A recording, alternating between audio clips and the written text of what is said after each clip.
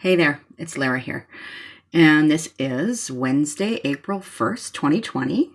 I'm here with your weekly Wednesday video, and this is going to focus on the upcoming full moon in Libra and some other things that are happening in relation to that. On Monday, I did a video about some other really big things that are happening this week. One of those was Mars and Saturn in conjunction in Aquarius. And then the other is Jupiter-Pluto conjuncting each other in Capricorn, which, as I said in that video, is part of a larger story playing out over the course of this year, because that's the first of 3 times that Jupiter and Pluto are going to meet up in the sky. And because those 2 planets move more slowly, this is something that we feel the resonance of for a longer time, right? Not just on the day or even on the couple of days surrounding, but it reverberates out. So I would really love it if you'd go have a listen to that video. There's information there that will, I think, help you kind of put these current times in context a little bit. So I didn't have time to do all of that and talk about the full moon in one video. So I did a video Monday and now this video on our regular Wednesday. And if you are here every Wednesday, thank you so much. I really do appreciate it. And if you're new, thanks for stopping by. I really appreciate that too. I hope you stick around. And if if what I say here resonates with you, then I'd love for you to let me know. Okay. Before we talk about anything further, I want to say, I hope you are well. I hope your loved ones are well. If that is not the case, then I hope you are managing as best you can, and I'm sending you all the love and healing, and acknowledge that these are very, very challenging times that we're in, and they may be more challenging even for some folks than for others, right? As I said in the video on Monday, we are all in this together, undoubtedly. We all have our role to play. We are all feeling the impact in some way, excuse me, in our personal lives. But we, I think, have to acknowledge that there are some people that are bearing the brunt, of the situation. And so we have to be mindful of that. All right. So,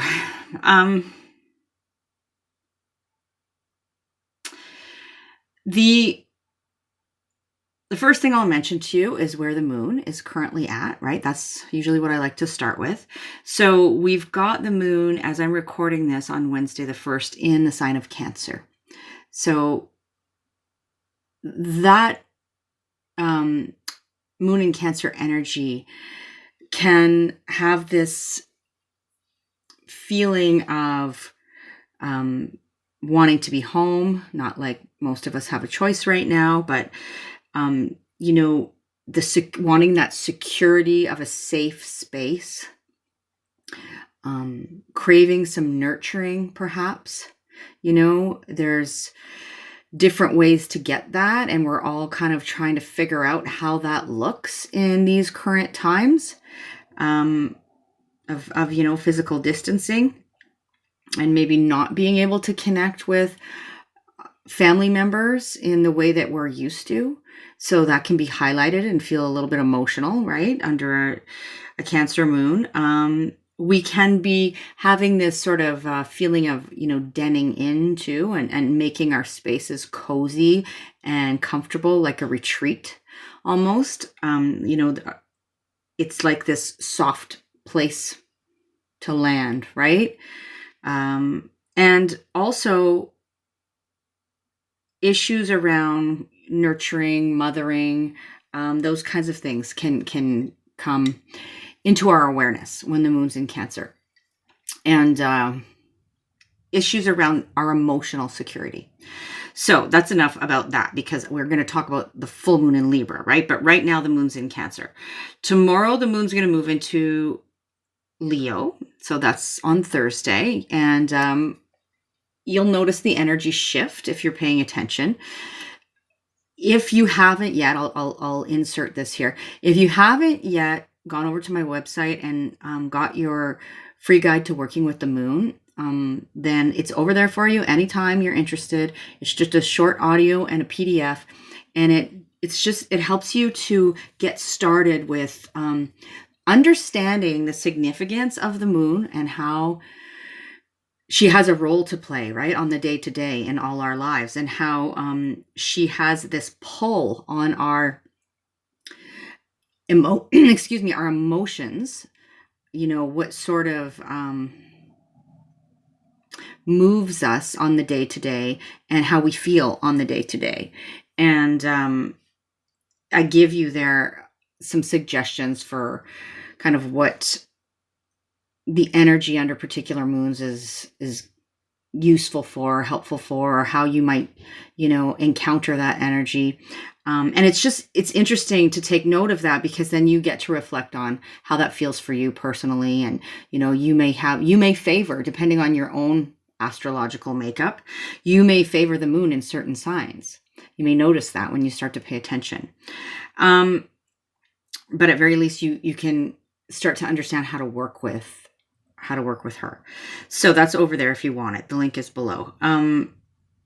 So moving into, Leo tomorrow, and then Virgo on Saturday, and finally moving into Libra on Monday, and then we'll have that full moon in Libra, right? Which is happening here where I am, Eastern time. It is happening at 10:35 p.m. Eastern time on April 7th. Other parts of the world, it's happening on the 8th in the early morning. So it depends where you live. You can check. And this moon is falling between 18 and 19 degrees of Libra, which is a cardinal air sign. And you'll probably hear it's a supermoon, right? What does that mean? That just means the moon is very close to Earth.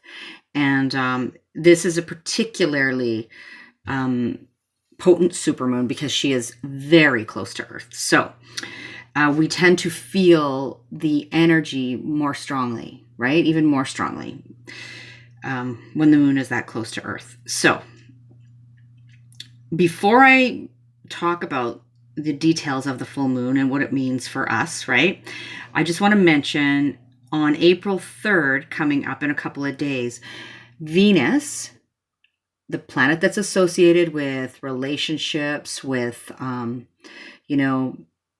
love, with our resources, our money, our material possessions, beauty and aesthetic, these kinds of things, what we value, our self-worth. She is moving into the sign of Gemini, another air sign, right? A mutable air sign. And she's going to be there for a really long time because she will retrograde there in Gemini. So she's going to be there from April 3rd until August. I can't remember the exact date, but we'll talk about that in a future video. So that energy, well, Gemini is very curious, right? So this is mental and sort of social exploration, I would say, and experimentation. So like trying new things that satisfy this need for stimulation, right? Or satisfy our minds, satisfy our curiosity. New things that satisfy our need to be social. So there's a lot of people getting on social media and figuring out how to use FaceTime and Zoom and all of these kinds of things right now so that they can have social interaction with other people when they can't necessarily do it, face to face in person or in close proximity sort of thing, close physical distance. So, there is this huge emphasis, right, with Gemini on the exchange of ideas, of the exchange of messages and information that's exchanged back and forth. And because this is where Venus is going to be for a while, this has, Venus incorporates these qualities of Gemini into her own energy. So I think it's interesting that we're at this place where we're really kind of, it's all about sort of almost mental bonding, right? That would be Venus and Gemini over physical bonding right now. So that's sort of interesting. So that's what's going on. Talk about more when the retrograde is coming in, that kind of thing. But the other thing is I mentioned Jupiter and Pluto exact conjunction on April 4th, but watch the most recent video that I did on Monday and it'll tell you all about that. So let's talk about the Libra full moon. First of all, let me show you the chart I have here. Here's the chart for the full moon, right? Which again, it's April 7th, 10:35 p.m. Eastern time. So, almost a week away from when I'm recording this, but we're leading up to that right now. So here we have the moon at 18 degrees Libra, right? It's sort of halfway between 18 and 19 degrees. And right across the sky is the sun at 18 degrees of Aries. And so a full moon is always when the sun and the moon are opposite each other in the sky. What I have on this chart, what I noticed when I was taking a look, is that asteroid Juno, the partnership asteroid, I'll talk a little bit more about her, is conjunct this full moon. So she is right beside the moon. It's not an exact conjunction, but she's within 5 or 6 degrees there. So I think it's kind of relevant, and I'll tell you why. And then the other thing I want to point out here, I think, I'll show you where there's Venus. At the time of this full moon, she will have already moved into Gemini. And the other thing I want to point out in relation to this moon is Neptune. There's Neptune sitting right now at 19, right, of Pisces. And so Neptune is having a conversation with this full moon, and I'll talk about the importance of that. So there's other things we could say, but those are the things that stuck out to me, that jumped out at me when I was looking at the chart. So that's what I'm going to talk about. So like I said, full moon is always when the sun and the moon are opposite the sky each other, right? And there is this focus on a need for balancing those two energies, the yin and the yang, the masculine and the feminine sort of energies, right? And at the time of a full moons are always also, they draw to our attention things that may not have been fully illuminated before. So things come into our awareness. Also, things can come to, this kind of crisis point. They can come to culmination or fruition. Something bears fruit for us. And when we're talking about on an individual level, this is often connected to whatever, on a sort of smaller cycle scale, to whatever began for us around the time of the previous new moon, right? A couple of weeks ago. In this case, that would have been in Aries. So full moons are also related to big shifts, endings, releases. And obviously, full moons highlight our emotions. They bring emotions to the surface, right? The moon has a pull on the tides. And that includes our inner tides. We are very watery beings. And so the moon has an impact on that. And our emotions tend to bubble to the surface around the time of full moons. So that can sometimes catch us by surprise, if we're not expecting it, or if we've been kind of trying to bury things down there, then that can catch us by surprise. Or other people's emotions can come to the surface and catch us by surprise. So this full moon is on the axis of Libra Aries, right? The axis of relating, of relationship, of the self, which is Aries, versus the other, which is Libra. Of the individual versus the partnership, right? That kind of thing. So Libra as an energy, well, first of all, let me just circle back for a second. So the moon directly impacts our emotions. The moon rules our intuition, our feelings, our emotions, our subconscious, all of those kinds of things. And our sense of, what we need to feel emotionally secure. And the moon in Libra is about emotional balance, to put it really succinctly and simply. Libra is the sign of balance, right? And some other words or phrases to describe Libra would be justice and equality and fairness and equilibrium, and also harmony, relationship, obviously. Libra likes harmony in its relationships and in its surroundings as well. And there is this desire to balance, balance the yin and the yang kind of thing. And this idea of reciprocation, giving and receiving and cooperating, is very Libra. And then, like every sign, Libra has a shadow side, right? So the energy of Libra on the shadow side can be very codependent, very indecisive, have a tendency to project their own issues onto the other, right? That mirroring kind of thing, idea. It can be about extreme highs and lows, right? In this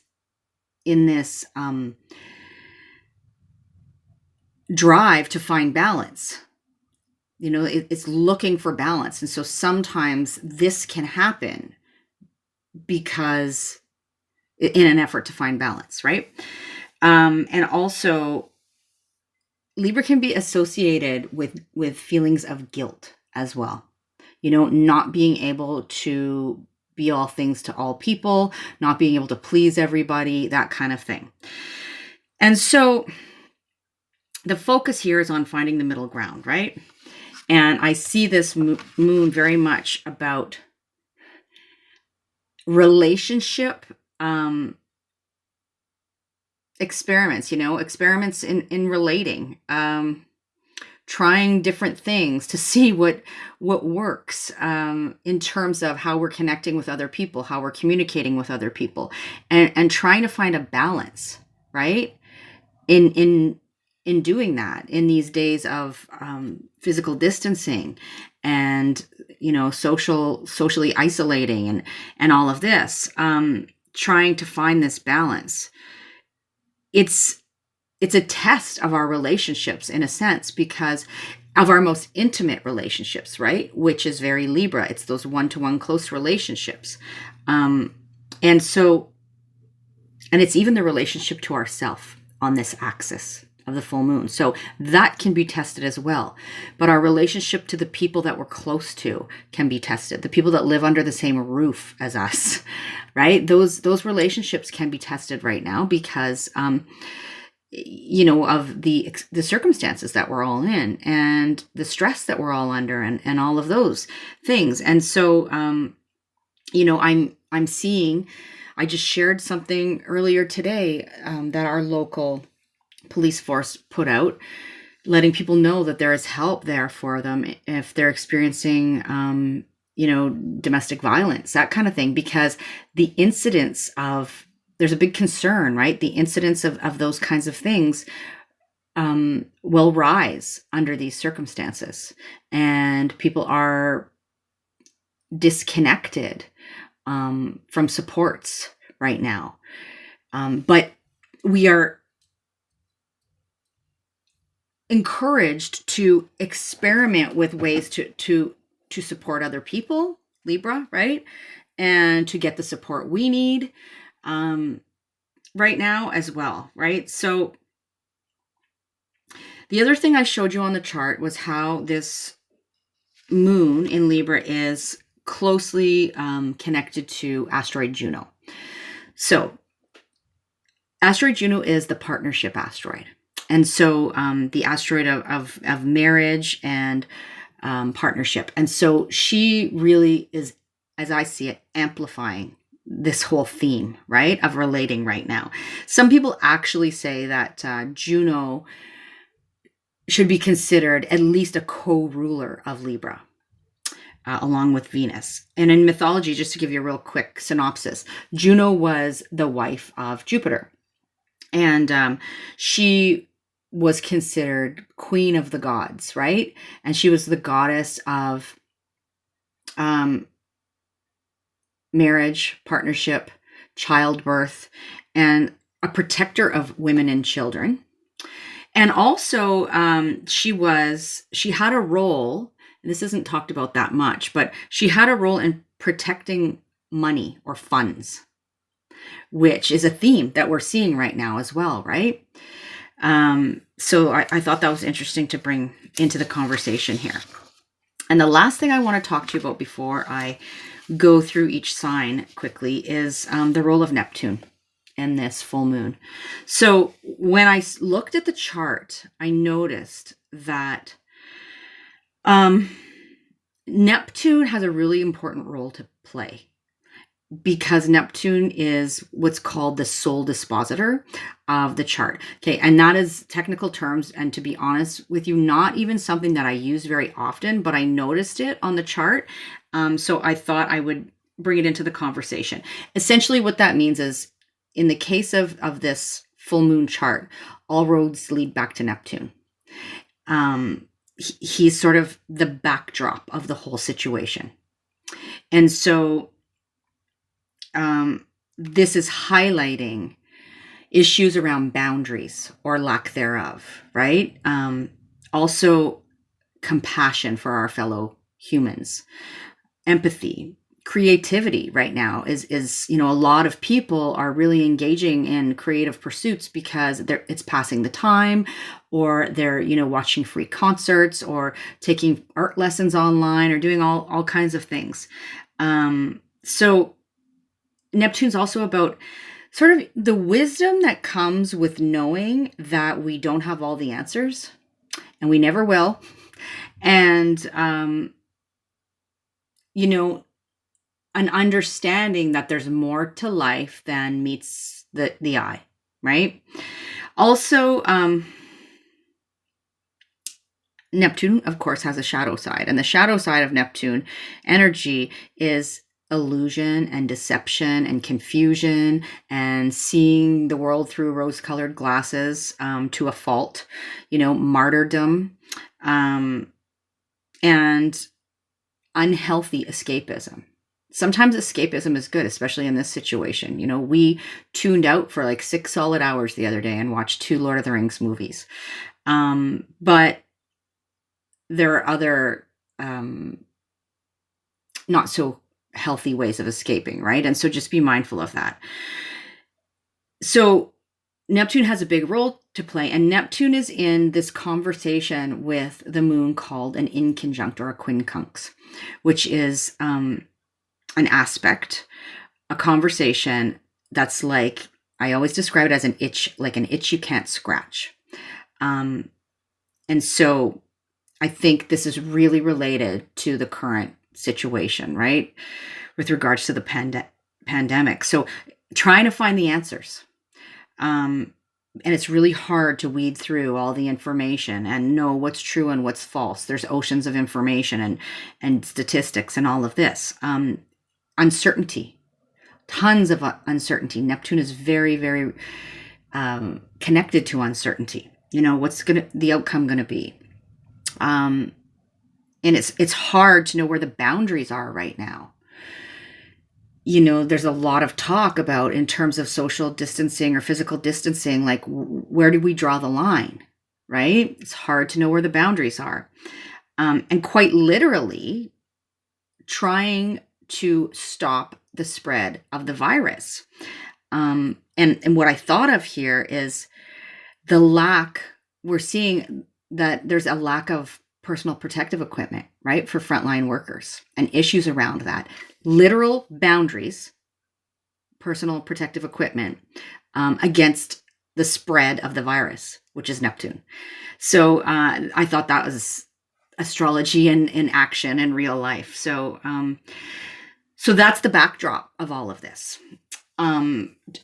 You know, this period of time where we've got the Libra full moon. And relationships are, you know, I'll just finish off with this. I think relationships are being challenged in ways that we may never have thought, in terms of conflict in the workplace and people not knowing what the boundaries are. You know, people being mandated to go to work, but they don't really want to be there. They don't feel safe. And, you know, lots of other scenarios that we could talk about. But so those kinds of relationships are being brought to light right now too, and the challenges there and the need for balance there, right? So that's interesting as well. So what I'm going to do is go through each of the 12 signs fairly briefly and speak to the house that this full moon in Libra is happening in for you, and keeping in mind everything I've just said in the introduction, but realizing that the full moon energy will be concentrated in a particular area of life, right, for each of us. And that's where we want to focus on this idea of equilibrium, you know, bringing balance in and harmony in relationship, you know, the give and take, is that out of balance, and being objective to a degree as well. Libra is an air sign, right? It is objective. So kind of being able to see the other side is important. So we're going to start with Libra because, and this is always first and foremost rising sign, if you know your rising sign, and sun sign and moon sign as well. Okay, you can listen for. So we'll start with Libra because Libra, this full moon is happening in your sign, obviously, which means it's happening in your first house. And that's the house of self, right? That's one half of that axis of relationship. So this is very much about you relating to yourself in a lot of ways. And who are you, you know, who are you? Who are you projecting yourself as? How are people perceiving you? This is also very much about your physical vitality in your physical body, and maybe needing to bring some balance back into the picture to help with that. You know, this is about also, you know, your sort of instinctual approach to the world in general, right? And so this full moon can be highlighting that for you and encouraging you to bring about a sense of balance as far as that goes, right? It can be illuminating something in that arena as well, you know, regarding those first house themes. It can be an ending of sorts, a shift, all those things I mentioned, you know, that full moons can be about. It could potentially be a lot of emotions around something related to first house self as well. So we're going to leave that there. We'll move on to Virgo. And Virgo, you've got the full moon happening in your second house. So for you, this is some sort of release, culmination, shift, crisis point, turning point, you know, emotional kind of awareness, shall we say, along that has to do with your resources, with your personal resources, meaning your yes, your money, but also could be your time, your energy, you know, what you're giving away and how you're being compensated for it. It also has to do with your sense of self-worth and with what your values are, your core values, you know, what do you place value on? And so these issues are coming to light at the time of this full moon, and there's this need to balance things out, right? So that's what's going on for you, Virgo. And then moving on to Leo, we've got the full moon happening in your third house. So for you, Leo, the full moon is illuminating issues around your immediate environment and the people and places in it, right? Your community, siblings, neighbors, cousins, peers, teammates, this kind of thing. Also, very much about communications, right? And daily communications. Messages exchanged back and forth, thought processes, self-talk. Also, you know, your daily commute or short distance travel may be impacted in some way. And I think that's not surprising considering the circumstance, but if that were the case, you know, but for you, Leo, this is the area of life that the full moon is focusing on for you. And so take this and apply it to what I said in the introduction of the video, okay? Next, we've got Cancer, where you've got the full moon happening in your fourth house of home and family. And so when I was speaking to you at the very beginning of the video, I was saying that the moon is currently in Cancer as I'm recording this. And so you might want to tune back into that little snippet there. But basically, Cancer, this full moon is illuminating issues around your place of living, potentially real estate, your home, your family, your sense of emotional security. These kinds of things are highlighted right now. And there is a need to find some balance, right? And regain the equilibrium that we spoke about in the intro. So that's for you, Cancer. Moving to Gemini. Gemini, you've got the full moon happening in your fifth house. So it's fifth house themes that will be highlighted for you, right? In relation to this full moon. And those include things like your children or children in general, children that you work with. Here we've got, like where I live, and maybe where you live too, we have this whole e-learning initiative sort of rolling out and gaining speed. And, you know, teachers are sort of expected to connect with their students and begin the teaching online in some way, right around the time that this full moon is coming to pass. So for you, Gemini, you know, you may be involved in that process, but it's also, so it can be about children. It can also be very much about your creative self-expression and sort of how you shine your individual light, right, out in the world.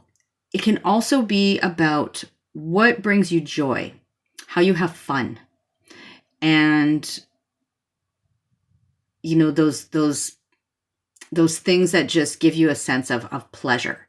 So that's what's being highlighted for you around the time of the full moon, and seeking some balance there is advisable. You know, and please have a listen to the intro if you haven't yet, because it will really give you the context. So next we've got Taurus, where we have the full moon happening in your sixth house. So Taurus, for you, the things that are likely to be illuminated in relation to this Libra full moon are things that have to do with your daily routine. So those things you do on the day-to-day, right? The tasks and activities that you do on the day-to-day. This can be paid or unpaid. This can have to do with how you are in service. It can also have to do with things surrounding illness, disease, health, wellness, that sort of thing, right? So you might be Taurus who works in the healthcare field. And, so this will really speak to you. But in general, those themes are what will be highlighted for you. And there is a need to bring balance into the situation, as I spoke about in the introduction. So that's for you, Taurus. Moving to Aries now. Aries, the full moon in Libra is playing out for you in your 7th house, which is the house of one-to-one relationships. So there is, you are opposite Libra, right? So the sun is in your sign right now. And so you're very strongly feeling this energy of push and pull here in terms of relating to the other people in your life, self versus other. And so there is a need to focus on the balance. Issues of one-to-one personal relationships will come to the forefront around this time of the full moon. And potentially also, and when I say one-to-one personal relationships, that can be close partnerships in terms of marriage partner, or, significant other, but it can also be somebody that you work closely with, a business partner, a close family member, that kind of thing.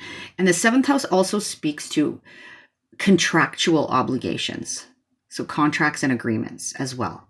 That may become highlighted for you around this time. So listen to the intro for the context there. But that's for you, Aries. And we'll move to Pisces now. Pisces, you've got the full moon happening in your 8th house. Okay, so this is illuminating themes that have to do with other people's resources. So other people's money, other people's time, other people's energy, right? How you merge with other people in an intimate sort of bare your soul way. It has to do with vulnerability, right? Those things that make us feel vulnerable, perhaps. It has to do with psychological wounding and healing. And in a literal sense, when I say other people's money, issues around taxes or insurance or employment insurance, which is something a lot of people are dealing with right now, or, loans, debt, credit, all of these things, inheritance, wills, these can all be coming into play right now, right? These themes, any or all of those themes may be highlighted for you around this time. And there is a need to strike some balance here. In terms of those themes. So that's for you, Pisces. Moving to Aquarius now.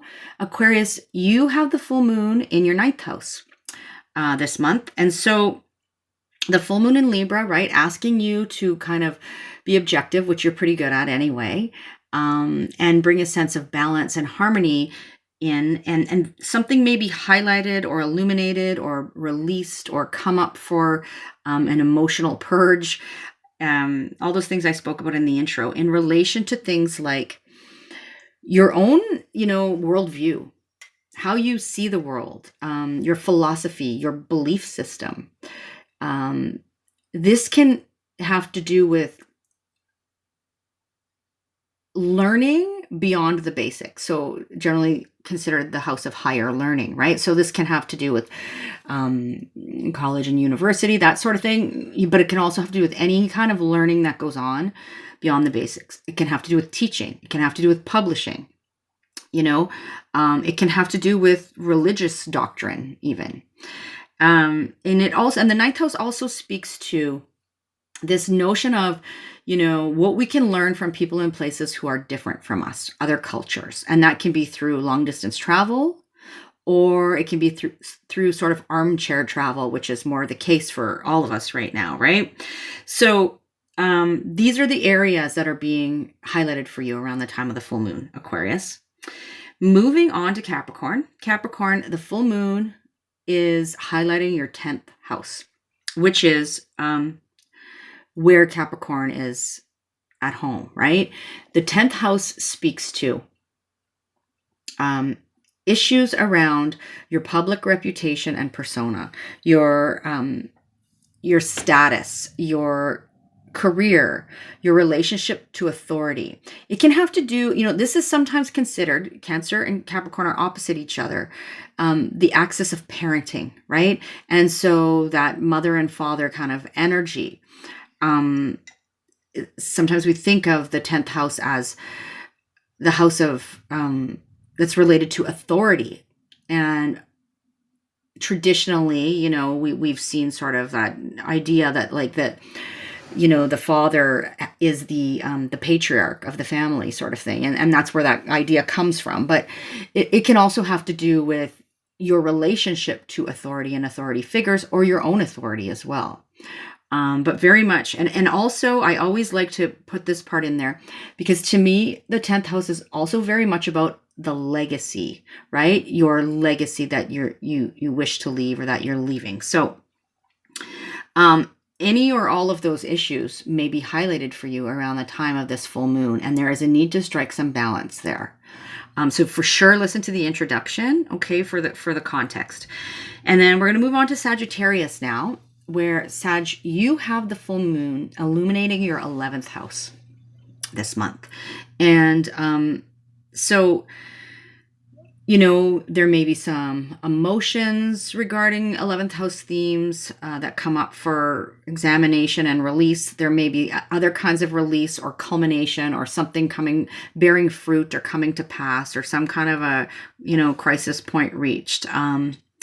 Any of these things that relate to a full moon, that are related to a full moon, and calling for a need for balance and equilibrium and harmony and all of those things in relation to the group, right? So the wider group, meaning that can be anything from friendship groups to associations, clubs, organizations, networks, internet communities, Facebook groups, anything that happens on the internet, online. Also has to do with hopes and dreams for the future, and the people that are, you know, walking the same path as you, and that can help you get, you know, where you want to be in the future, kind of thing. Help you gain to get, you know, to reach your goals. And so this is where the full moon's playing out for you in Libra. And so Sag, I'm going to leave that there, and I move on to, last but not least in this case, Scorpio. So Scorpio, for you, the full moon is illuminating your 12th house and all of the themes that the 12th house speaks to, right? And the 12th house speaks to what we do behind closed doors. Which is where a lot of us are right now. It has to do with how we spend time in solitude and rest and recovery and reflection. It has to do with our dreams, and it has to do with our connection to the unseen, to spirituality. It is on this axis of service and of health. And so the 12th house is, you know, it can have to do with our mental, spiritual health. So these issues may be highlighted right now. 12th house has to also do with, you know, endings, and is associated with like places that are considered kind of tucked away from the world, or closed off from the world, right? And those are places like hospitals, hospices, prisons, spiritual retreat centers, youth detention facilities, rehab centers, you know, for addictions, or even physical rehab, that kind of thing. And so any or some of these themes may grab your attention around the time of this full moon, and there's a call for balance here, right? And so if you are a Scorpio who has been spending a lot of time sort of in bed over the last few weeks, can't say I blame you, but it may be time to, you know, try to balance that out with a little bit more activity, or, you know, relating, those kinds of things. Or on the contrary, it may be, you know, this full moon may be calling your attention to the need for more solitude, and more rest, and more, you know, reflection, and connecting with spirit, and that kind of thing, right? So that's all 12 signs, and I hope you found this helpful. As always, there's always more that can be said, but I hope you got something of value out of this, and thanks for joining me here. And I'll catch you for sure next Wednesday, and maybe before then. Who knows? But please, you can also connect, right, on Facebook and Instagram as well. And I would really appreciate it if you did that and join me over there. Okay, take good care. Bye-bye.